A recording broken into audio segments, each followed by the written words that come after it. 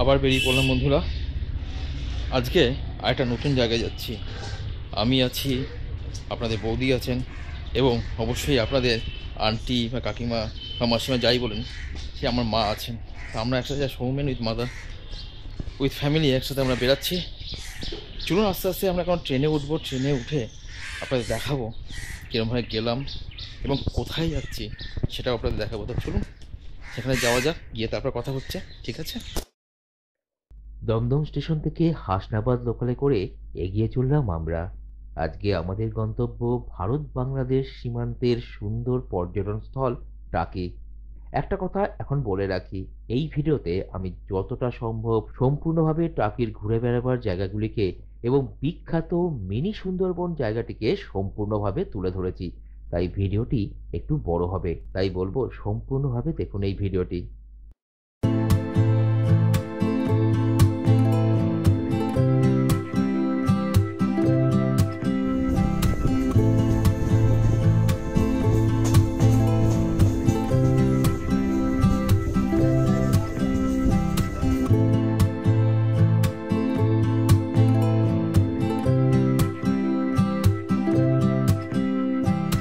প্রায় ঘন্টা দুই পরে আমরা পৌঁছে গেলাম টাকি রোড রেল স্টেশনে। বন্ধুরা, এতক্ষণ পরে আমরা প্রায় 2 ঘন্টা ট্রেন জার্নি করে নেমে পড়েছি টাকি রোডে। হ্যাঁ, আজকে আমরা টাকি ঘুরতে এসেছি। এবারে এই স্টেশন থেকেই টোটো ভাড়া করে নিয়ে আমরা এগিয়ে চললাম সব ঘুরে দেখতে। এখানে বলে রাখছি, একটু দরদাম করে নিলে কিছুটা কম ভাড়া পড়বে। এমনিতে মোটামুটি 800 থেকে 900 টাকা খরচ পড়বে সব ঘুরে দেখতে। পৌঁছে গেলাম টাকি রাজবাড়ি ঘাটের সামনে। আপনারা স্টেশন থেকে 20 টাকা জনপ্রতি ভাড়া দিয়েও এখানে কিন্তু পৌঁছাতে পারবেন, এবং এরপরই এখান থেকে টোটো ভাড়া করে ঘুরেও বেড়াতে পারবেন। তবে তাতে প্যাকেজ সিস্টেমে যেতে হবে, যা এখানে রয়েছে। এখানে বসেই কিন্তু আপনারা ইছামতি নদীর সৌন্দর্য অনুভব করতে পারবেন, এবং চাইলে 100 টাকা জনপ্রতি দিয়ে টিকিট নিয়ে অথবা 1000 থেকে 1800 টাকা দিয়ে সম্পূর্ণ নৌকা ভাড়া করে ভেসে পড়তেই পারেন এই নদীর বুকে। অপর প্রান্তে কিন্তু তখন বাংলাদেশের সাতক্ষীরা অঞ্চল আপনার চোখের সামনে।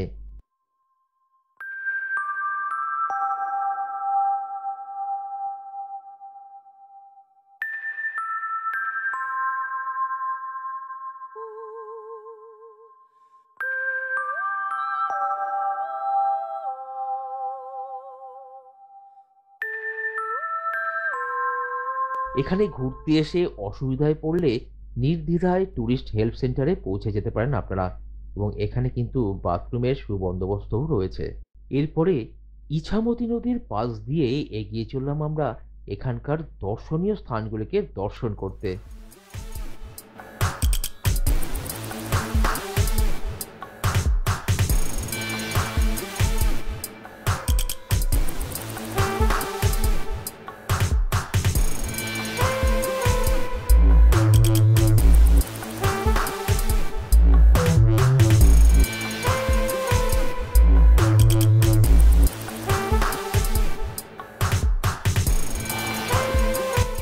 প্রথমেই পৌঁছে গেলাম ব্রিটিশ যুগের তৈরি নলকূপের সামনে।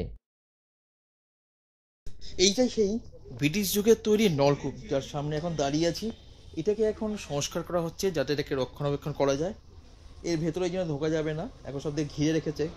সেটা খুবই ঐতিহাসিক জায়গা।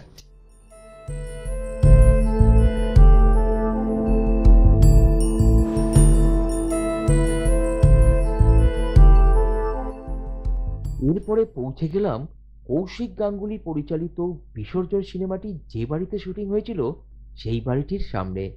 এখন বাড়িটিকে রক্ষা করবার জন্য সংস্কার করা হয়েছে। ঘুরে বেড়াচ্ছিলাম এই বাড়িটির চারপাশে, এবং মন ভরে কিছু ছবিও তুলে নিয়েছিলাম আমরা।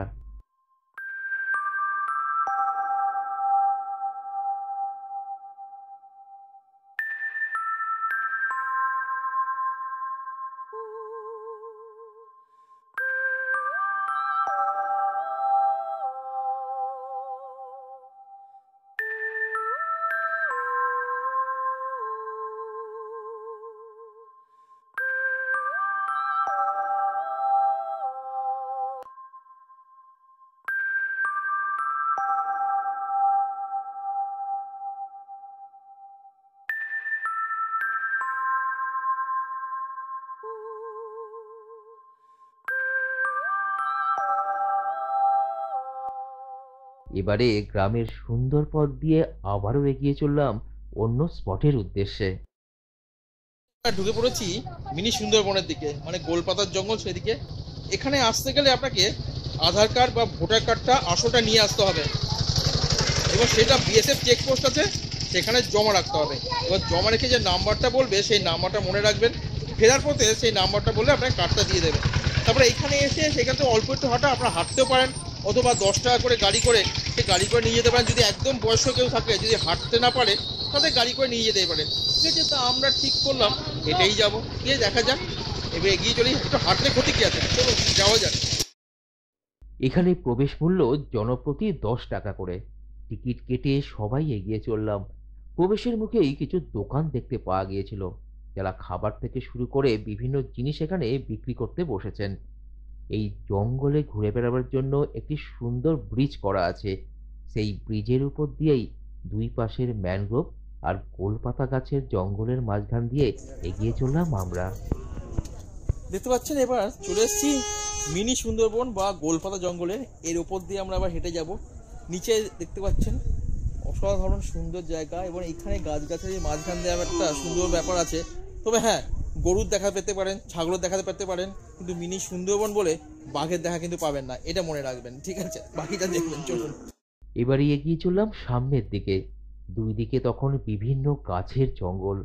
এখানে সেই গাছগুলিকে চেনার জন্য বন দপ্তর থেকে সেগুলিতে নামও লিখে রাখা হয়েছে।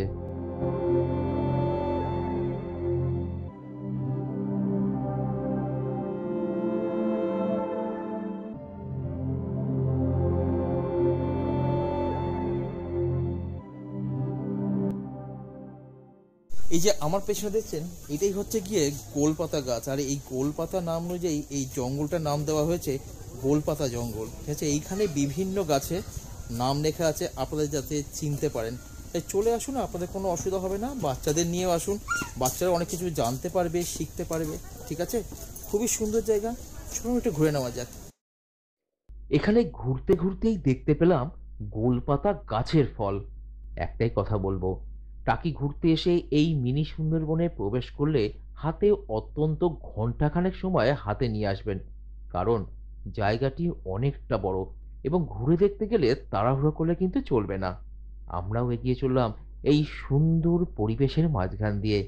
দুই দিকে তখন সুন্দর প্রকৃতি আমাদেরকে তার সৌন্দর্য দেখাতে ব্যস্ত হয়ে পড়েছে। এগিয়ে এসেছি অনেকটা দূর, এখানে একটা জায়গা আসছে যেখানে আপনারা বসতে পারবেন। আর ওইখান থেকে পথ দুটো জায়গায় চলে যাচ্ছে, একটা হচ্ছে নদীর দিকে, আর একটা হচ্ছে ওয়াচ টাওয়ারের দিকে, যেখান থেকে আপনারা পুরো জঙ্গলটাকে ভালোভাবে দেখতে পারবেন। তা আগে আমরা নদীর পাড়টা দেখে আসি, তারপরে আমরা না ওয়াচ টাওয়ারটা দেখবো। ঠিক আছে, চলুন তাহলে এগিয়ে যাওয়া যাক সেই দিকে। এগিয়ে চললাম নদীর পাড়ের দিকে, যেখান থেকে ইছামতি নদী এবং নদীর অপর প্রান্তে বাংলাদেশের সাতক্ষীরা অঞ্চলের কেয়াপাতা জঙ্গলকে দেখা যাচ্ছে।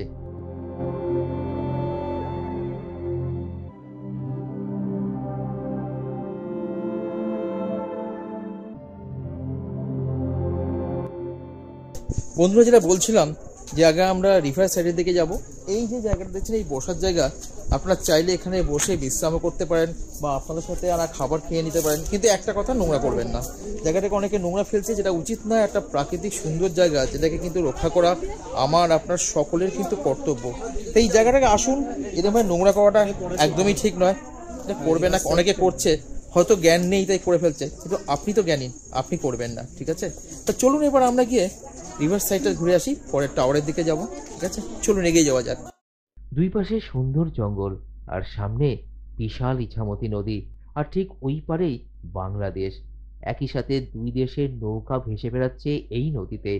আমরা যেমন এদিকে ঘুরতে এসেছি, ওই পারেও কিন্তু ওই দেশের লোকেরা ঘুরতে পৌঁছে গিয়েছেন সেখানে।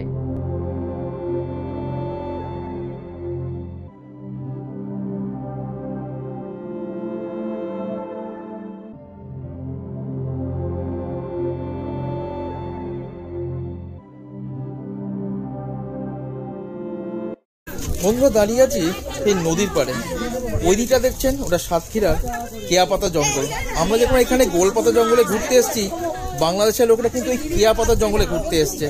তো জুম করে যতটা দেখানো আমরা দেখালাম, বাকিটা আপনারা ওদের ভিডিও থেকে দেখে নেবেন। মাঝখানে তো সেই ইছামতি নদী, ইছামতি নদীতে আপনি বোটিং করতে পারেন, কিন্তু তবে হ্যাঁ মাঝখান বরাবর, যেখান থেকে ওই রাজবাড়ির ঘাট থেকে আপনাকে বোটে করে উঠতে হবে, ঠিক আছে। খুব অসাধারণ জায়গা। এবার আমরা টাওয়ারের দিকে যাব, টাওয়ার দিয়ে গিয়ে ওখানে ওপর থেকে পুরো জঙ্গলটাকে দেখবো, ঠিক আছে। চলুন এবার সেই দিকে এগোনো যাক।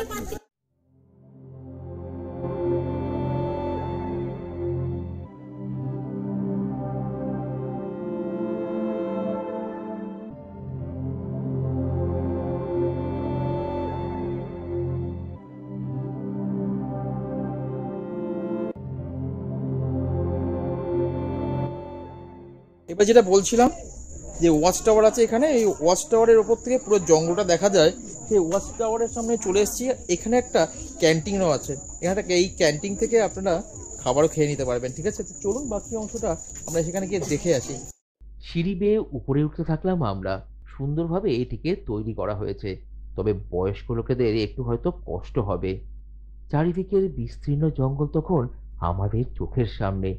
অবাক দৃষ্টিতে মনের আনন্দকে সাথে নিয়ে দেখতে থাকলাম। এরই ফাঁকে কিন্তু ছবিও তোলা হচ্ছিল জোর কদমে।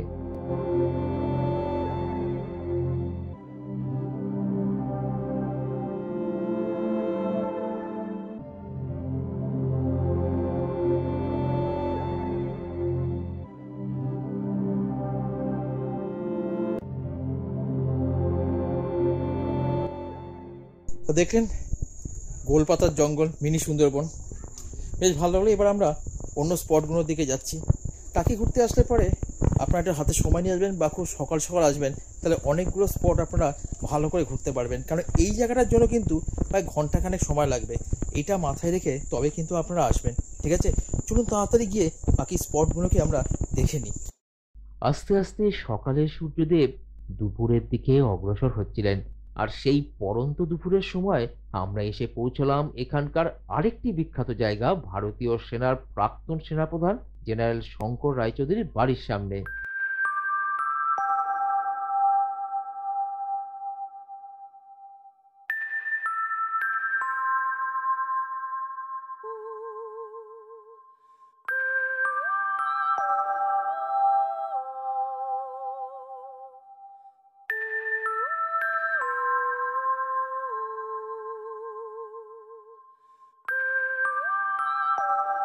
বন্ধুরা, এখন চলে এসেছি জেনারেল শঙ্কর রায় চৌধুরীর বাড়ি। উনি ভারতীয় সেনাবাহিনীর প্রধান ছিলেন, খুবই ভালো মানুষ ছিলেন এবং সত্যনিষ্ঠার সাথে দেশ সেবা করে গিয়েছেন। ওনার বাড়ির সামনে আজকে আমরা রয়েছি, তো চলে এসেছি। এবার বাড়িটা দেখবো, পেছনে আমাদের দুর্গা মণ্ডপ আছে সেটাও আমরা দেখব। চলুন ভালো করে এই বাড়িটা দেখে নিই। পৌঁছে গেলাম বাড়ির ভিতরের দুর্গা মণ্ডপের সামনে। আজও কিন্তু এখানে দুর্গাপূজার সময় পূজা হয়ে থাকে। ভালো করে দেখে নিচ্ছিলাম এই দুর্গা মণ্ডপটিকে।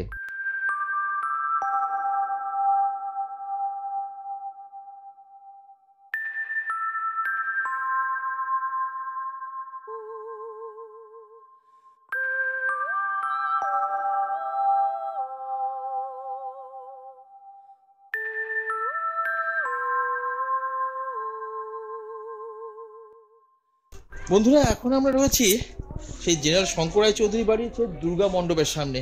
এখানে পুজো হয় এবং বলা হয় এই পুজোর সময় উনি নাকি আসেনও। এবার এখন তো ফাঁকা, কিন্তু পুজোর সময় এখানটা গম গম করে, খুবই সুন্দর লাগছে। অসাধারণ একটা নস্টালজিক ব্যাপার যে আমরা আমাদের ভারতের সেই সেনাপ্রধানের বাড়ির সামনে দাঁড়িয়ে রয়েছি।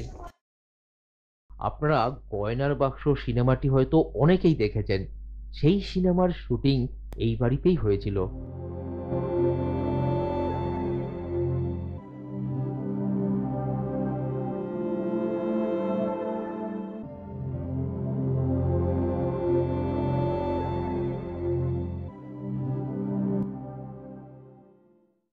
বন্ধুরা, এখন সেই গয়নার বাক্স সিনেমা দেখেছিলেন তো, সেই সিনেমার যে বাড়িটাতে হয়েছিল শুটিং স্পটের সামনে দাঁড়িয়ে আছি।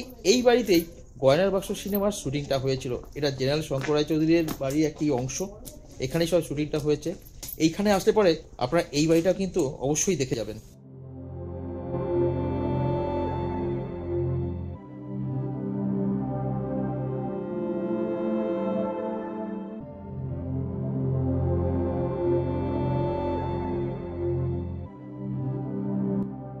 আস্তে আস্তে দুপুরের আবহাওয়া তখন সন্ধ্যের দিকে অগ্রসর হচ্ছিল, আর সেই আবহাওয়াতে পৌঁছে গেলাম আমরা এখানকার আরেকটি বিখ্যাত জায়গা জোড়া শিব মন্দিরের সামনে।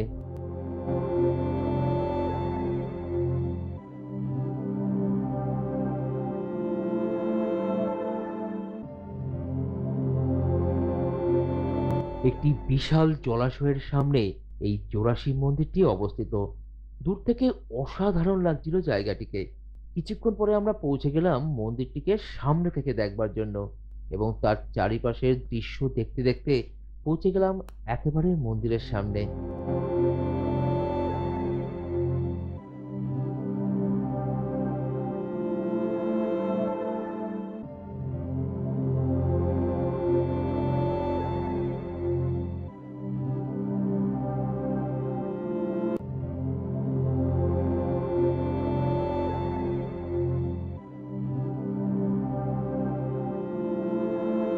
এই মন্দিরটির সামনেই রয়েছে টাকি পুরসভা দ্বারা পরিচালিত গেস্ট হাউস।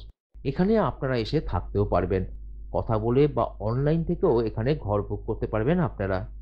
প্রায় 400 বছরের পুরাতন এই টাকি ঘোষবাড়ির ঠাকুর দালান। এবারে এখানে পৌঁছে গেলাম। এখানে প্রবেশ করতে হলে জনপ্রতি 10 টাকা দিয়ে টিকিট নিতে হবে। অনেক নামি দামি ব্যক্তি এখানে কিন্তু এসেছেন, ঘুরে দেখেও গিয়েছেন তারা এই বাড়িটিকে। আজ আমরাও সেই অনুভূতি নিতে পৌঁছে গেলাম এখানে। এখানে অনেক সিনেমারও শুটিং কিন্তু করা হয়েছে।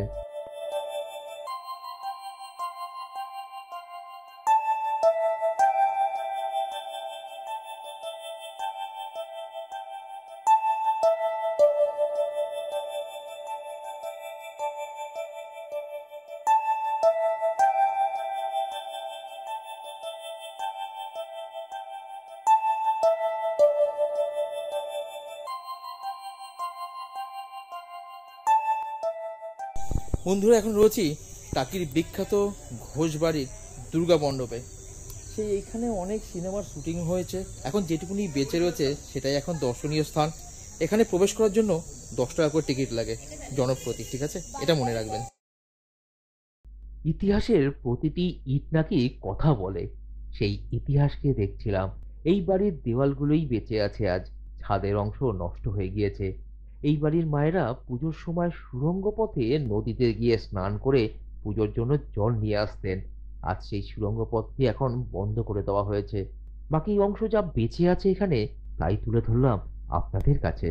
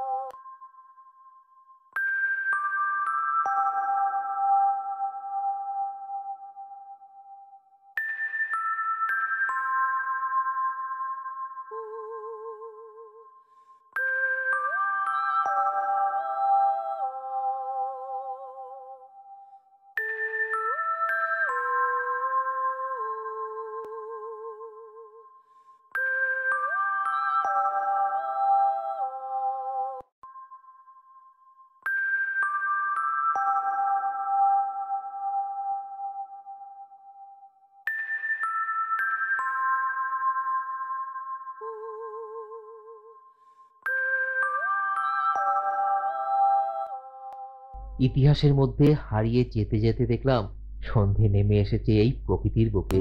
তাই এখানেই এই সুন্দর প্রকৃতির সাথে ইতিহাসের বাকি যা কিছু আছে তাকে ভবিষ্যতে আবার দেখবার ইচ্ছে বুকের মাঝে রেখে ফিরে চললাম এবারে বাড়ির পথে।